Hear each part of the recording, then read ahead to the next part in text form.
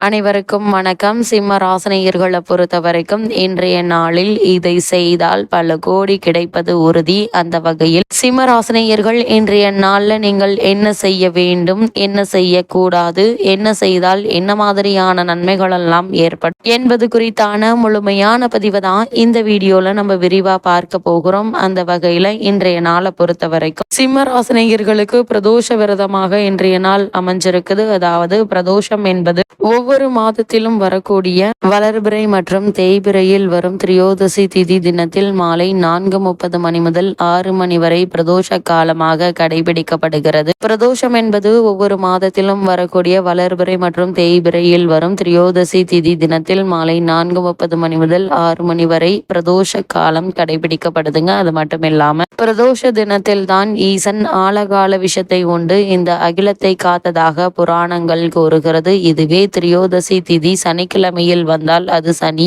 மகா பிரதோஷமாக மேலும் சிறப்படைகிறது. பிரதோஷ காலமான மாலை 4:30 முதல் 6 மணி வரை சிவாலயத்தில் வலம் வந்து தரிசித்தால் பல்வேறு புண்ணியங்கள் செய்த பலன்கள் கிடைக்கும். வசதி படைத்தவர்கள் நந்தி பகவானுக்கு அபிஷேக ஆராதனை செய்வது மேலும் நன்மைகளை ஏற்படுத்தும். இந்த பிரதோஷ விரதம் எப்படி இருப்பது என்று பார்க்கும்போது தினமும் மாலை 3 முதல் 6 மணி வரையிலான நேரம் பிரதோஷ காலம் என்றே குறிப்பிடப்படுகிறது. இதற்கு நித்திய பிரதோஷம் என்ற பெயர். திரியோதசி துவங்கியதிலிருந்து உபவாசம் இருந்து சிவநாமங்களை ஜபித்து கொண்டிருக்க வேண்டும். அன்று மாலை சிவன் கோவிலுக்கு சென்று சிவ தரிசனம் செய்த பிறகே உணவு சாப்பிட்டு விரதத்தை முடிக்க வேண்டும். இந்த பிரதோஷ விரதம் அப்படின்னா என்ன என்று பார்க்கும்போது பிரதோஷ விரதம் சைவ மக்களால் கடைபிடிக்கப்படும் சிவ விரதங்களில் ஒன்று. இது ஒவ்வொரு மாதமும் வளர்பிறை தேய்பிறை ஆகிய 2 பட்சங்களிலும் வருகின்ற திரியோதசி திதியில் சூரியன் மறைவதற்கு முன் 3:45 நாளிகையும் பின் 3:45 நாளிகையும் உள்ள பிரதோஷ காலத்திற்கு சிவபெருமானை குறித்து அனுஷ்டிக்கப்படும் விரதமாகும். இந்த பிரதோஷம் அன்று என்ன செய்யலாம் என்று பார்க்கும்போது இந்த நாட்களில் அதிகாலை எழுந்து நீராடி சிவாலயம் சென்று வழிபட வேண்டும். அன்று முழுவதும் உணவின்றி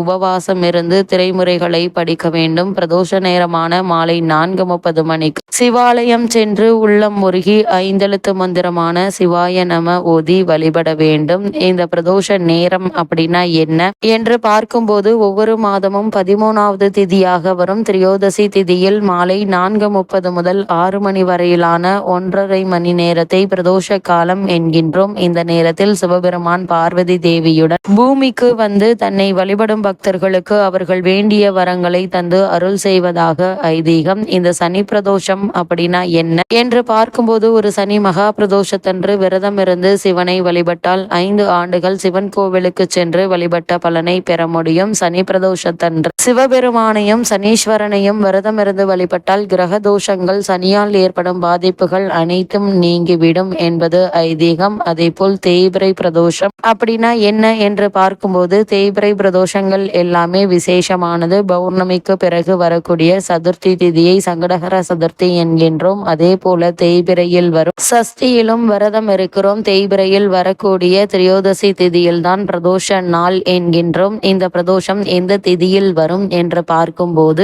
மாத பிரதோஷத்தை பொறுத்த வரைக்கும் பௌர்ணமிக்கு பிறகு வரும் கிருஷ்ணபட்சம் என்ற தேய்பிறை காலத்தில் 13வது திதியாக வரும் திரியோதசி திதியே மாத பிரதோஷமாகும். இந்த திதியில் மாலை நேரத்தில் பானலிங்க வழிபாடு செய்வது உத்தம பலன்களை தரும். அதே போல ஞாயிறு பிரதோஷம் அப்படின்னா என்ன என்று பார்க்கும்போது ஞாயிறு பிரதோஷத்தை பொறுத்த வரைக்கும் சூரிய திசை நடப்பவர்கள் கண்டிப்பாக ஞாயிறு அன்று வரும் பிரதோஷத்திற்கு செல்ல வேண்டும். இதனால் சூரிய பகவான் அருள் நமக்கு கிடைக்கும். இந்த திசையினால் வரும் துன்பங்கள் விலக இருக்க பிரிந்த குடும்பம் ஒன்று சேரும் என்பதை கிரகநிலைகள் தெளிவுபடுத்துது. இந்த பிரதோஷ வழிபாட்டை பொறுத்த வரைக்கும் சிவனுக்குரிய வழிபாட்டில் மகா சிவராத்திரிக்கு அடுத்தபடியாக முக்கிய இடம் பிடிப்பது பிரதோஷ வழிபாடு. ஒவ்வொரு மாதமும் வளர்பிறை மற்றும் தேய்பிறையில் வரும் திரியோதசி திதி என்று மாலை 4:30 மணி முதல் 6 மணி வரையிலான காலத்தை பிரதோஷ காலம் என்கின்றோம். இந்த பிரதோஷ காலத்தில் சாதாரண பிரதோஷ வேளைகளில் சிவாலயம் சென்று வழிபட்டால் ஒரு வருடம் ஆலயம் சென்று இறை வழிபாடு செய்த பலன் கிடைக்கும். அதுவே சனிக்கிழமை வரும் மகா பிரதோஷத்தன்று இறைவனை வழிபட்டால் 5 வருடம் ஆலய வழிபாடு செய்த பலன்கள் கிடைக்கும். சிவபெருமான் அபிஷேக பிரியர். அவருக்கு பிரதோஷத்தன்று கறந்த பசும்பால் கொண்டு அபிஷேகம் செய்து வழிபட்டால் சிறப்பான பலன்களை பெறலாம் என